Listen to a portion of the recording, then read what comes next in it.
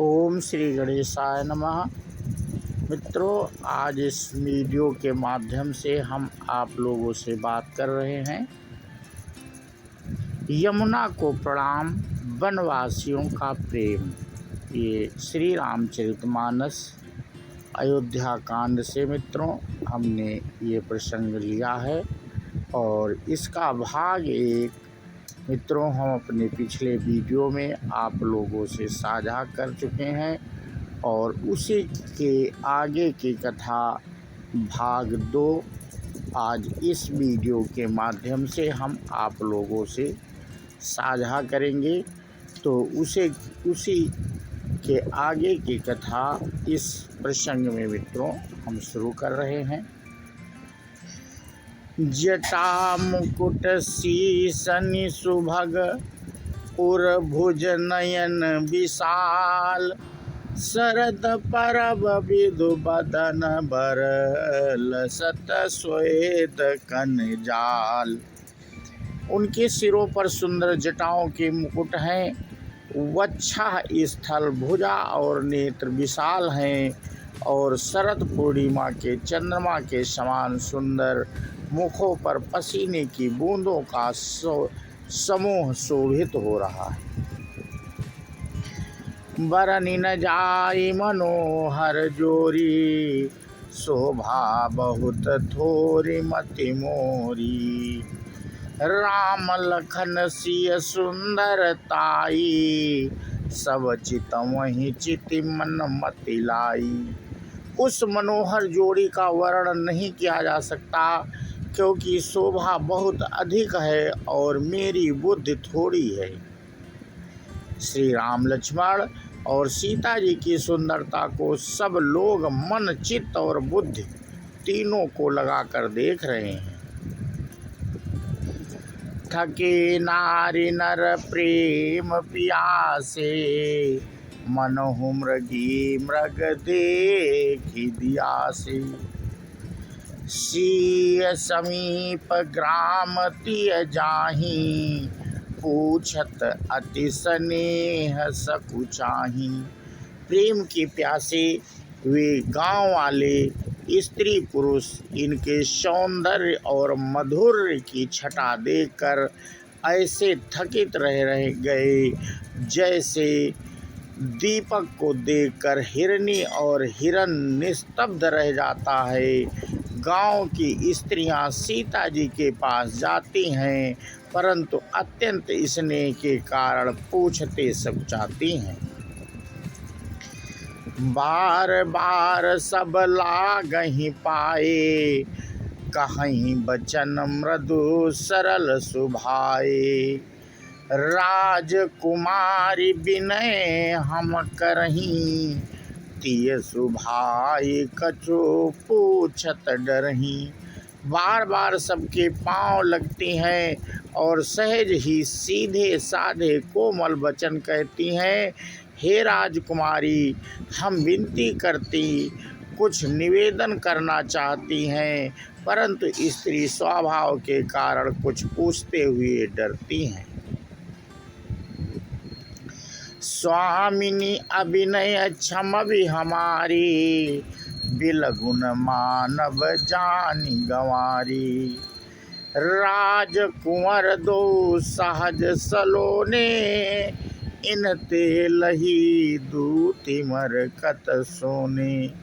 हे स्वामिनी, हमारी ढिठाई क्षमा कीजिएगा और हमको गंवारी जानकर बुरा न मानिएगा। ये दोनों राजकुमार स्वभाव से ही लावण्यमय परम सुंदर हैं। मरकत मणि पन्ने और सुवर्ण ने कांति इन्हीं से पाई है, अर्थात मरकत मणि में और स्वर्ण में जो हरित और स्वर्ण वर्ण की आभा है वह इनकी हरिताभ नील और स्वर्ण कांति के एक कण के बराबर भी नहीं है। श्यामल गौर किशोर बर सुंदर सुषमा एन शरद सरबरी नाथ मुखो शरद सरोरु नयन। श्याम और गौड़ वर्ण है, सुंदर किशोर अवस्था है, दोनों ही परम सुंदर और शोभा के धाम हैं। शरद पूर्णिमा के चंद्रमा के समान इनके मुख और शरद ऋतु के कमल के समान इनके नेत्र हैं। कोटि मनोजल जाम निहारे, सुमुखी कहूँ वही तुम्हारे। कहूँ स्नेहमय मंजुल बानी, सकुचिय सिय मन मुँह मुस्कानी। हे सुमुख, कहो तो अपनी सुंदरता से करोड़ों कामदेवों को लजाने वाले ये तुम्हारे कौन हैं। मित्रों, ये यमुना किनारे जो गांव की स्त्रियां रह रही थी वो सीता जी से पूछ रही हैं। उनकी ऐसी प्रेममयी सुंदर वाणी सुनकर सीता जी सकुचा गईं और मन ही मन मुस्कराईं। तिनहि बिलोकति धरनी, दुह संकोच सकुचित बरबरनी। सकुचि प्रेम बाल मृग नयनी, बोली मधुर बचन पिक बयनी। उत्तम गौर वर्ण वाली सीता जी को देखकर संकोचवश पृथ्वी की ओर देखती हैं। वे दोनों ओर के संकोच से सकुचा रही हैं। अर्थात ना बताने में ग्राम की स्त्रियों को दुख होने का संकोच है और बताने में लज्जा रूप संकोच। हिरण के बच्चे के सदस्य नेत्र वाली और कोकिल सी वाणी वाली सीता जी सकुचाकर प्रेम सहित मधुर वचन बोली। सहज सुभाय सुभगतन गोरे, नाम लखन लगो देवर मोरे।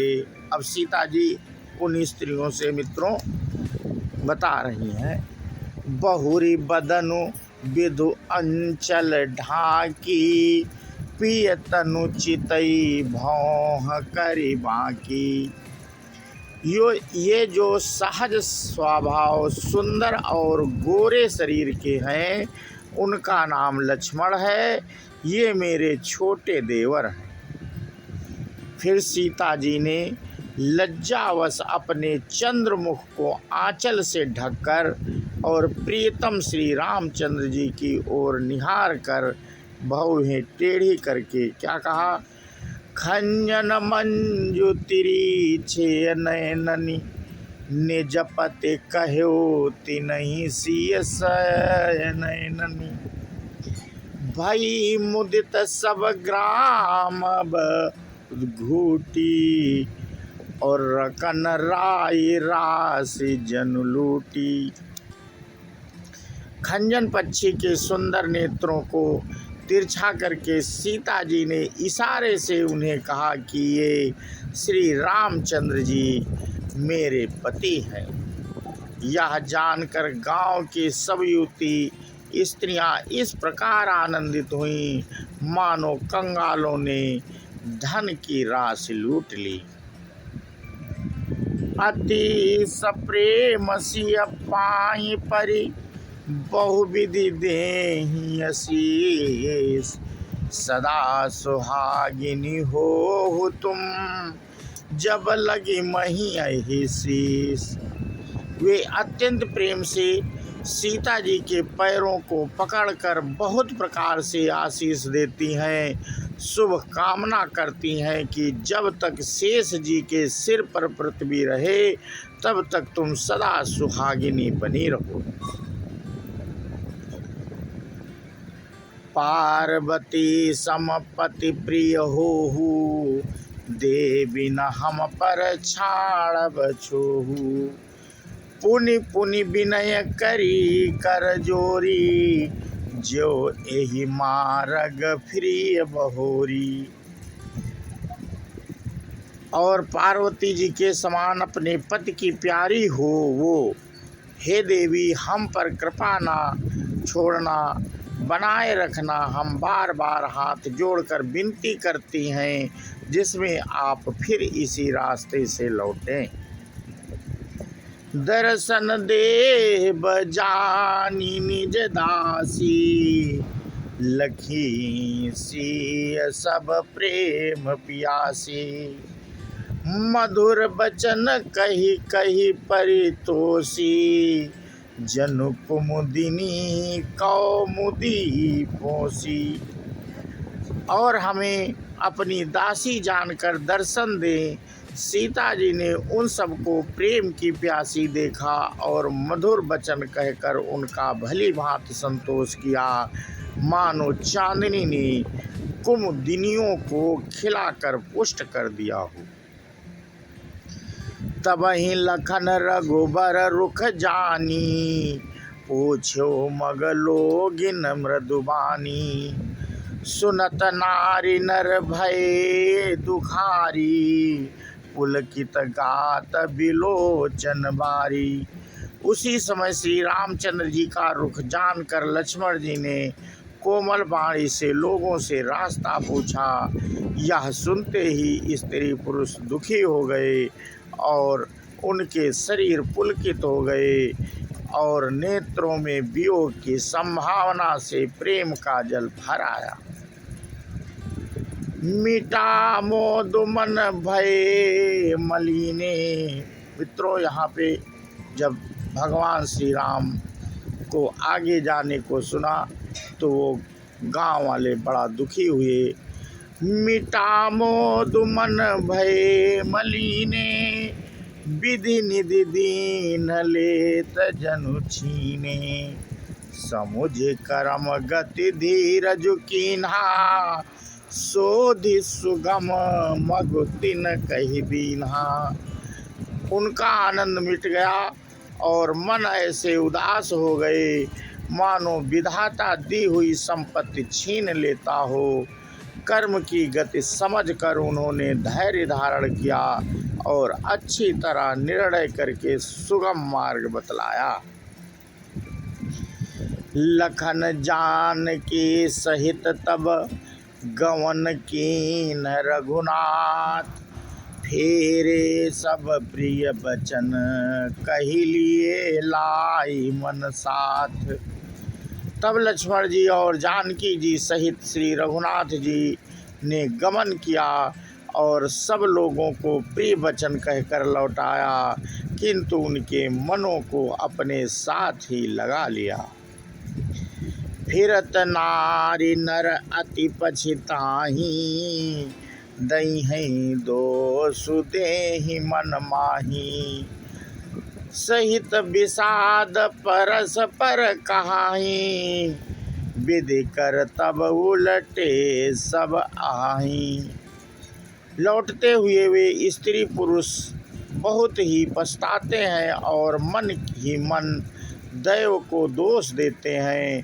परस्पर बड़े ही विषाद के साथ कहते हैं कि विधाता के सभी काम उल्टे हैं।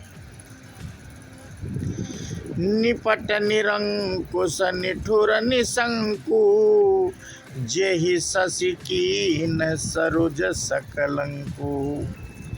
रुख कल्पतरु सागर खारा, देहि पठे बन राजकुमारा।